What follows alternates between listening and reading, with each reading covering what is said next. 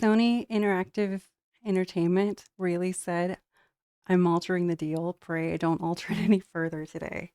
So, Helldivers 2, which came out in February, so about 3 months ago, um, is had an announcement today that by the end of this month, to continue playing the game you've already purchased and played for a couple of months, you are now required to sign up for a PlayStation Network account. Um, there was a faint disclosure that a PlayStation account would be required, just buried in the Steam page, but it wasn't there due to technical issues. It wasn't required at the beginning, so a lot of people didn't even notice it. Um, so just to sign up for a PlayStation account, assuming you even can in your country, because there are some countries where like people just simply can't sign up, and when asked about this, they don't even have an answer yet. They went ahead and announced it when they don't even know how they intend to handle it for the countries that it's not available in, which again is just not a great move. Um, to sign up for an account at all, you're required to do a face scan or submit your government photo ID. And in case you think that's not a big deal, right? Like it doesn't take very long and you just do it. Um, I want to take a moment and just briefly go over Sony's, like only Sony's, data breaches within the past several years. So, April 2011, hackers accessed personal data of 77 million Sony PlayStation Network users. In May 2011, the personal details of 25 million Sony Online Entertainment customers were stolen. In June 2011, Sony Pictures' website was hacked, exposing 1 million accounts. In November 14th, November of 2014, hackers stole 100 terabytes of data from Sony Pictures. In August of 2017, a hacker group accessed Sony's social media accounts, and in September of 2023, Sony was investigating an attack and hasn't revealed how much data was breached in it yet. It's still under investigation. And in October of 2023, Sony notified its employees of a data breach. Um, so I remember, like, some of my first experience with Sony was SOE, Sony Online Entertainment, which used to run several different MMOs. And one day it was shuttered kind of, I think around 2004. It was suddenly shuttered. Maybe it was 2009. Um, but yeah, just one day, several of my MMO accounts were just shut down because of a data breach, and that was following a previous data breach. They informed me 3 years after the fact there had been a data breach. So yeah, um, they want a scan of your face or your personal ID. And in order to play the game, you also are required to install the anti cheat. What is it? It's called nProtect Gameguard. It is a it's a rootkit. It requires kernel level access to your computer. And again, if you think that's not that big of a deal, may I remind you of Sony's data breaches? Like, you probably don't want a company so unreliable to have kernel level access to your computer. I know people make the argument that they would rather have a security uh, data risk on their system than deal with like cheaters in a multiplayer game. And, arguments can be made for the downsides of both. I mean, like, to be fair, like, cheaters can absolutely ruin like the spirit and feeling of a multiplayer game. And that's definitely a problem. But kernel level access is a real big problem. Like, it's if I had to pick one, well, as much as I want to play Helldivers myself, it looks like it looks like Starship Troopers, and it looks like so much fun. I tend to skip like games with very aggressive DRM. Like, or if I do play them, I play them on my older system that I don't have any personal data or anything stored on. Like, I have them in a kind of a containment system, which is still connected to my network. I mean, it's still a problem. Like, but I it's not worth it to me. You can make up your own decision about how you feel about it, obviously, but you know, um, so the PR team isn't doing that great in Discord. I'm gonna read just a couple of the messages that I've pulled up. So there's a community manager named Twinbeard who said, "Sorry, but if you believe that okay, somebody said, nah, it was not your decision, and that's fine. Don't blame the messenger.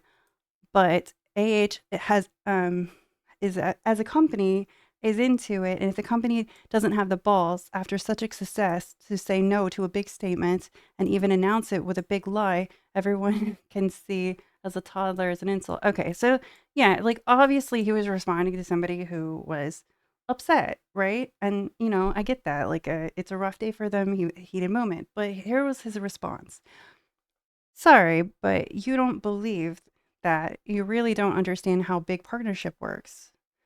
Suffice to say, Sony." Oh, sorry. Oh, I've lost it. Okay.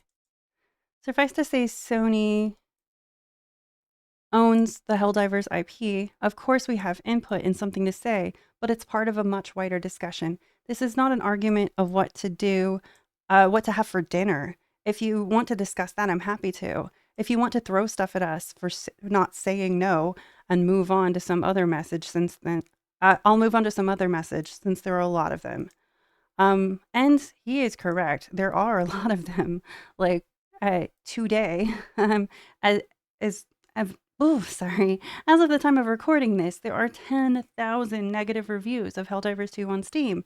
And, again, should you review bomb a game over issues that are outside of the scope of the game itself, is a great conversation for another day. I have feelings about it. Like, if there's like technical problems that may go away, or like server connection issues, or like first day launch issues, like, does that affect the overall life of a game? Like, should you only review inner parts of the game, or should you review the entire experience? And if the issues go away, should you alter your review later? I think Steam handles it well because it has like a recent review system, so you can see if like a game had a bad launch, but it's been reviewed more favorably later in its life. It's more information because if you go back and you're looking at like an old game that has been out for a long time and you're hearing about like first day server issues, it's not as helpful when making an informed decision whether or not you want to purchase the game. But yeah, I'd love to talk about that at some other point. If you have any feelings on it, go ahead and share them. I like seeing what people think about it. Um, I had kind of trouble with the Discord. I'm gonna try reading one more. Okay. So Twinbeard also said, first of all, it's Sony's decision, not ours. Secondly, we don't have all the details about region-related issues yet. We're chasing Sony to get more information, which it was totally fair for him to say. It's just really frustrating for the customers that don't have, just finding out that they could suddenly lose access to a game that they've paid for and played for 3 months. Like, I can understand their frustration. And this was a community manager, Spitz, responding. Somebody was saying, "This will kill Helldivers 2 on Steam. Backpedal or you'll lose your player base." And he responded, "I thought you were refunding and leaving." And I totally understand that there's probably a lot of negative messages, But um, I don't I don't know. The community manager of all people shouldn't really meet people with like hostility. I mean, people obviously love the game if they're in the Discord for it, you know? Like, um, and I get it. It must be hard to hear that much negativity at once, but I don't know. I feel like they could have handled it a little bit better.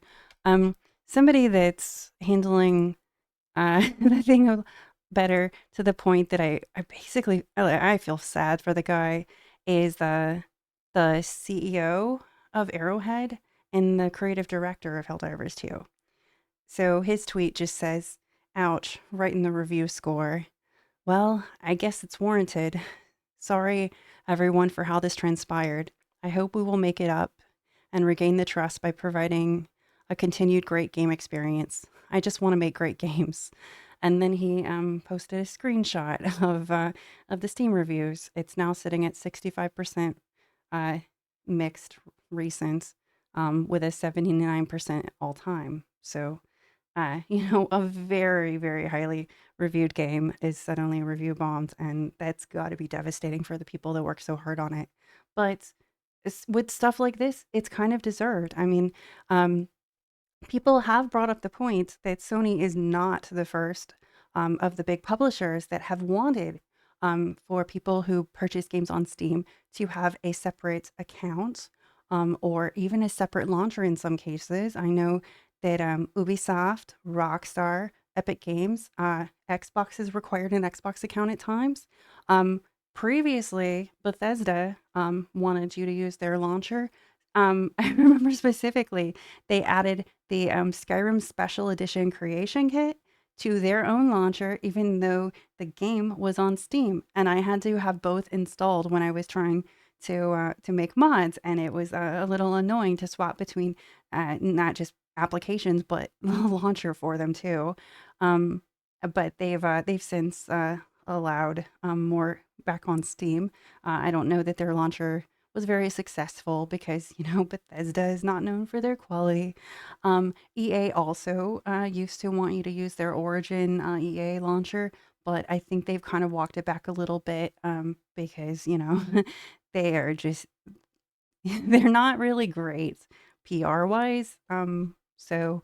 It's good to see that like some of them are easing off a little. There was like the great like launcher rush where basically everybody got tired of paying Steam a cut. But there's a reason people want their games on Steam, and if they are providing a redundant service that's worse than what's already like the market leader, then it's going to be a hard sell to get consumers to move over. Like Epic Games was offering free games, and they were offering a better cut to publishers to have their games on the Epic launcher instead of Steam, which was a really great thing to do for the studios. But unfortunately, smaller games have way more discoverability on Steam, and it's already a market leader, so they have to it's going to take a lot to win people over you know, and Ubisoft is the worst offender with this because due to some French law, they operate out of France. They can just straight up delete your account, which nobody wants if you've purchased games on it. Like to have the games that you've paid for suddenly just disappear. Your whole account can be gone if you don't log in regularly enough. I think every 6 months or so. And I don't know. Like I log on Steam fairly regularly, but I have some launchers I haven't loaded in a couple of years because I haven't, like I'm not loading my Rockstar launcher until I feel like playing Red Dead again, or GTA or something. So, it's really easy to let that lapse for a while. So I'm reluctant to play any Ubisoft games until that changes. But I mean, again, that's just me. Um, I think this is most of it. So what do you think about all this? Like, do you, I don't know, there's so much to kind of pick at. There is a thread that goes into more of the details about what kernel level access anti-cheat means um, for your system. If it's something you're unfamiliar with, somebody was nice enough to link it to me in the Discord. So I'm going to put that the link to that Reddit in the description if you'd like to look more into that, because I know not everybody understands access levels of computers, and I hope as more people start to, they'll push back more towards really aggressive anti-cheats that have way stronger permissions than they really need to function. But anyway, take care.